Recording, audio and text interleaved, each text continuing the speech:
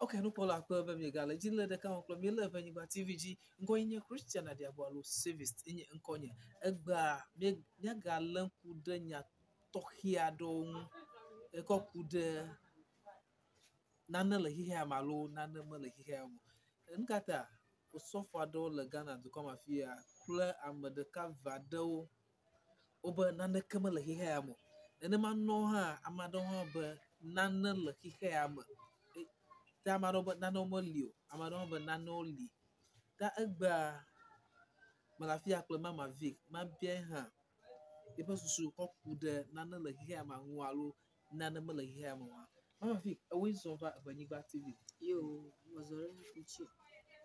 Yo, nukpɔlawo kple nyaselawo odogbe nɛ mi. o ko gbe no Nye hã nu yi menya tso enya mo ŋuti nye be na ame aɖe gblẽ egba ƒe ŋkeke me míaƒe anyi ke mi nɔ be naneke mele yi xa me o, le akpa ma da. okay Nu le yi xa me ŋutɔ. Nu yi te nye be nu le yi xa me nye be ne me dze agɔ le nɔviwo dzi o, manya ge be nu le yi xa me. Vɔ ne ne dze agɔ le nɔviwo dzi ɖe, anya ge be nu le yi xa me. ta no hia alo no je be novi na jago le novi dzi kafi anya be nane le hiha me alo akpa ma go dia nye me se go menyu na ta alenku akɔ menyu ya anyo pa Nu yi te me gblɔ nya ma be ɖe Mawu ye wɔ dzi kple anyi, ye wɔ mía agbetɔ ɖe ayibɔ. Nenema ke wòwɔ atikutsetse vovovovovovo kɔ da ɖi. Ale wòwɔ elãwo, nenema ke wòwɔ mía agbetɔwoe ma. Ye fifia mi tsɔe be ya ame yi ke wɔ dziƒo kple anyigba ye wɔ mi ɖe do nyo ma be wodze míadze agɔ le ya dzia, menyo be míadze agɔ le dzi o. Edze be mewɔ mi kɔ va yi xame be ɖe ne wònyo ne mi ɖe míadze agɔ le ya dzi o. okay Mewɔ mi nenema o. Vɔ enye vevesese be Mawu yi ke wɔ mia ye wòne mi yi aƒoƒo mi gbɔna. okay Míaƒe azɔlime, míaƒe anyimɔmlɔ, míaƒe nuwɔwɔ geɖe ya gbemagbema míaƒe nu vɔ wɔ ta kura eku le mía ta. akɔ ame ya mo gbɔgblɔ be mawu meli o noko be nane meli o wonya me ke wonya be mawu li mo gbɔgblɔ be mawu meli o wonya be mawu li ame aɖewo be yewo xɔ se yewo ka ɖe dzi be mawu li gake mi kɔ mawu kɔ kafra mi da mawu ɖe akpa bubu gake abe nu bubuwo abe eɖewo ma yi magiki alo dzoka alo gbese alo abe kafra adze alo wobe nu ma ɖeke meli o akpa ma go dzi gblɔm mele gake mawu ame geɖe koe nya be mawu li Nu ma ɖeke meli o. Yo, nu nye menya nye be hafi Mawu nadzi bu esewo ŋu kpɔa alo bu sewo ŋua, okay eƒe vi tutu gbãtɔe ma. okay bu sewo ŋu menya abonsawo a Menya abonsawo ŋu. okay Bu esewo ŋu. okay ne ma ɖo kudzi pa be ewoe nye ame enelia alo atɔ̃lia ame tsitsi ame atɔ̃ aɖe alo ame ene aɖe tso tɔŋutome kɔ ge ɖe aŋlɔŋutome kɔ ge ɖe aƒlawo dzi ge ɖe gedua mea wonɔ nya aɖe gblɔm ɖe ma be busawo ŋu ta efia be menya busawo ŋu Menya abonsawo ŋu. okay Bu esewo ŋu. okay ata yewo ƒe nya dzi okay Ta yenye vi tutu gbãtɔ okay yi ke wòdzi. Vɔ eto maɖomaɖo kple dzimagbɔɖi kple masemase ta ye wòa be gba ya tsɔe be yeɖiɖi kpɔtɔ. edidi ame tri alo edidi ƒe ŋusẽ alo aleke Eɖiɖi ya bu sewo ma okay kpɔtɔ. Vɔ elɔe eviawo nye okay elɔe. Ebe ame tsitsi aɖewo gblɔ nya ɖe be ɖe evi masetonu ɖe aŋɔ kae wɔna ŋka ya ye kuna toni. okay Ya evi ke ne fena fefe kpakpli alo aɖa elã le ŋu yi ke ne fena fefe kpakpli akpa ne gbe yi ke gbe wòti kpo do unto kula amabumabwa kama kabana vovwa kama gano na mi adumi Okay. vo ya mi ato eke wo jiplani ye to die po busan po cover kikam ye opo afia kwa azoli de klepo nu wota ye wonka ofie body enye ji Okay. vo matanji ye dagu vo molun Okay. godo amalun we Okay. manye do gbe klolo elun ya ku ha ga blene ba fike mo dom do dura la nyi gbadia manya ba ne ina ena no blege wo gbogbo body nti gbaze ya ne na we fukra ha ajia alo livua Okay. manye to yo nti gbaze ka onyelo atafia fi but dasire jino wo livua la gbogbo manye to yo ayova e won pepepe Oh, my balakana. ni te mo ba won pepepe nye body aro na mako dolele dareji alo mana udo wona ike wonele agbodomina gbleni ye wo wa make numo tetepo mu kata jojo na ji mele duki osesin le gbedudura mu alo na bu to duki o mo po abaleke obo bu esan po alo bu duki o po enawa na manya wo wa lo ayito alo yito makwa ablon aba novio wi aba mi ewi ko osusu fa no enje o tim no vuvu I don't know phone of okay. wo manye na mo eto won to wa gbe pla wo eto mado Okay. pla wa yin no mano ni pla ro ki o lele ni mo do ko to ro ki o ti ni yo jo na Okay. Ka when you have blown a lefia, play him over, but none of them like he come and your palm of fair. We would to kill them. I reckon I call for free. About my abu sound. Yamu banana come like him. I reckon I call Ajra Fima Butido. mate ma globody na marebe na kama le hikamu la koda nana le hikamu Nkata banana lay here. I na want to te ma ben nana le hikamu duenye body upon an poor. Okay. mako ko Okay. poron na nye to Okay. Nkana poor. ni nye makonye ba matwe ba de momlonye Okay. nye mafon When you dra, oh, no, you can't turn a poor. He can the poor in your bow, nana lee. Blohema. yo ni nye makpo matagbo Okay. matwe ba anye mayina ashima Okay. ya shima ke yimala nye susu ike mako ina ashima nye ma do susu von de kala american chu ye nye manya ba de jobo vo de kata jole nye kuma ike matakpo vo e ko ma ina ashima ko makpoko jobo vo nye ba avupla moto na dogo Okay. I will let you alone. le amabubu Okay. I'm a kuma okay. Okay. le nye to nye kuma Okay. ye le nye to nye kuma ne manu ajole ne ma mavuvu Okay. mavo I like a coffin. ne te mavuvu Of for a mile, motor for a mile. avua ye fu Motor. ama yes ne te mavo re ye ba de nye makpoko ba de gbeto na ijipo de ka avleton Joy Japan. aba khavie na Okay. zieton asi fa Okay. la niba nye makpoko nye Love banto kuma. nye kuma Okay. nye banto na nye zivale ke ma ga kpo ye ba amama ton elle pavement ji oluko ejedo manya do chulo le momo wa fikola madibo vunava de america le domaza Le Ghana to come after le Ghana la fika fika fiako le runabout Nima runabout. Okay. Okay. Nima runabout afia Okay. eha ye mekpekpo amama ton ere domaza Okay. yo blevel dari eha nye nkumo pepe A wa food to my tour. domato ape yo I want my ton la fima ga kende kape. o ka to tra pepe Okay. ti ajia la vo edev laga Okay. vo domaza fima yo jebe gbeto fu susu na no nyachi mu le ko joy afi ojo le na ma ton haye wa gbona e wa tu ma mo bi goji Okay. ye nyi mo popo Okay.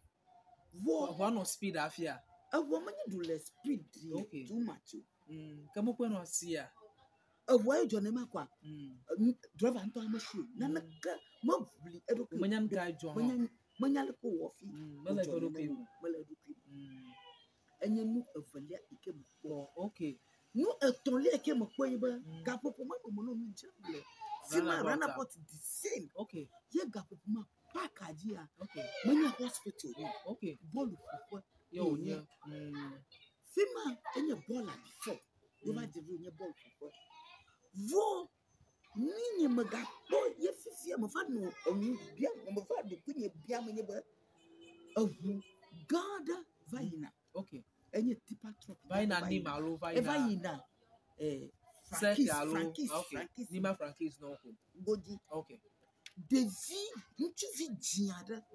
Fiko cho, fike malati. Okay. Evo agomi fa po devi mala. Okay. Vo agomi po devi mala. Manye vision ni o devi amu. Ntagapo ni ni mo. Okay. Vo gapo po mama.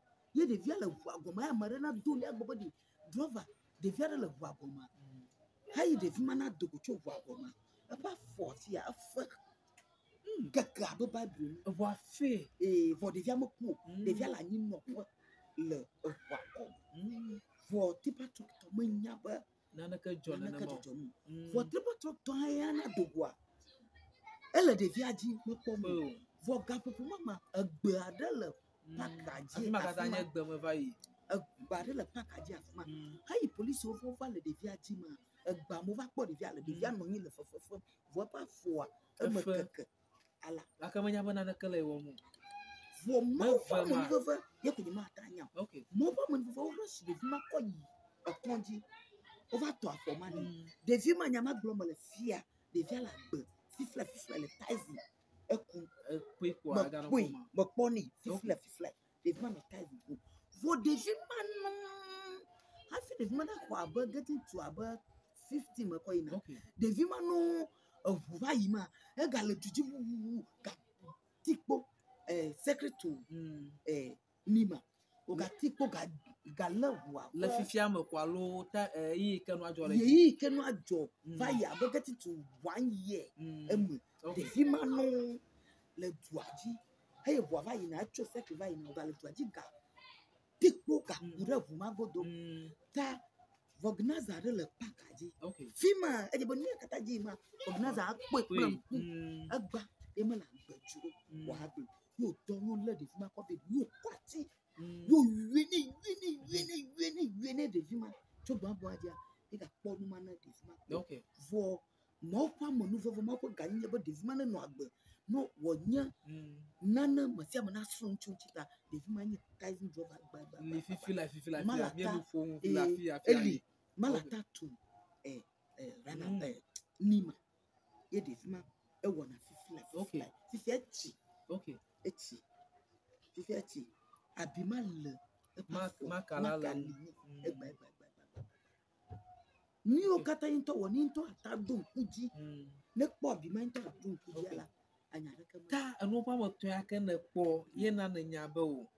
Na na li. La ne le ye kam. Okay.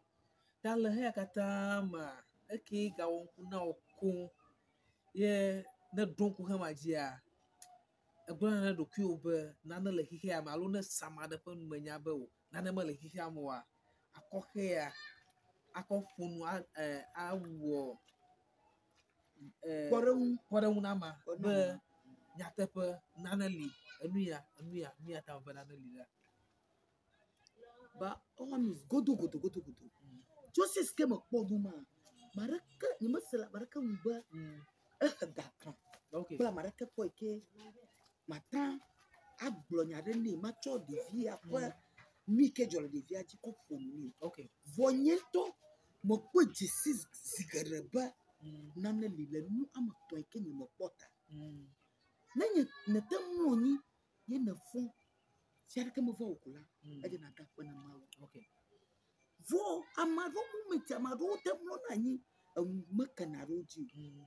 Fima aje na kwa body nana le ka manya ta. Okay. Marote janado adi kwa ba kane vo no na gbe. Vo make mu nana ka mo ne gba pe ko ba nyita. Kaka ne bi aseko obajo. No kai sia ba nana ka mala yika. Okay. ke enya ya medima ya kpa ego juga ka no kuma yiga godo ale nya ko yima ke fifi la le pon popo tinu plo pon fofo ma ke na ma dabe nyima wo fam o sofo yo wo glom na hamavio alu wo glom na dukata no gobe na na ke mala hi ha mo akenye ma wo nya glona alu nya glodila ne sama ma nya ma na ke na glone akodon ni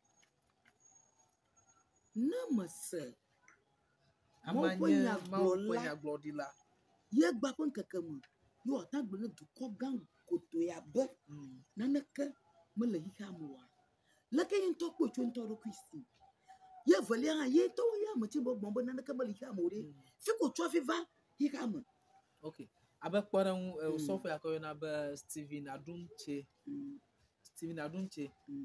le Ghana fia abe ife solenye second chance so alo ife TV station is second chance ya no nyama glon le TV jiko ta hamavio kata onya be yo po software be ana kamala ihe amo ko elle susuma no bo na kamala ihe me ya de ka ko software de cover do menya ka nyemenya ko la amado menya ule position ado obo na kamala ihe mo ta na se ala bale mala gloma ala kana kodo mu nyenu popo ti nu nye be na na kamala ihe mo ma glomo lo manya o so fa do glom ko mau damra ni bon e glom to mo bubuji abamoka banana ka mala hi ka mo ni to banana ka mala hi ka mo nye body enye glom no gba ba wo Chris adiabo akukuge nana di hotelasiu baba nya ke glom le ma joga po ma jojoku okay la kama go je fe be na kamali but yes e di bo di hotel wa na ko glebe anya na glo ma jojoku fo la ka ji hose plan na mali aba no ma ve mai ye glom okay but the man do gbele ko do ania ko nyamanya ke mo ba do ko don pe ma wo me do gbele ko don pe ma wo alo menye do gbele da ma ore anyigba ha ma mate wo go ai be ya mate bu bole ni po mo de enya body menya timi ye dogocho ma wo wo ye va ki kam ta ma wo nsan ye ko la ni po mi okay ma wo ya pa foji e chatero ye ko no so e di ba ata ogbogbo ike gbon ye la ata ko le si okay nkeke bien nkeke okay e gba lo cho ata ko le si ta ima ta do vlo ma wo ta nya ke gbomu la mi agbeto da yibo ike nu ma gomo ma se ye mi ata do to be nya ke gbomu mi abi se body le mo kan okay vo ayo nya gloma mi ko mi sen gbajata mi follow e ko nya lo mi kplo e ko nya do ko ta ele nu gblem le mianto mia do kunchi vo mi nya okay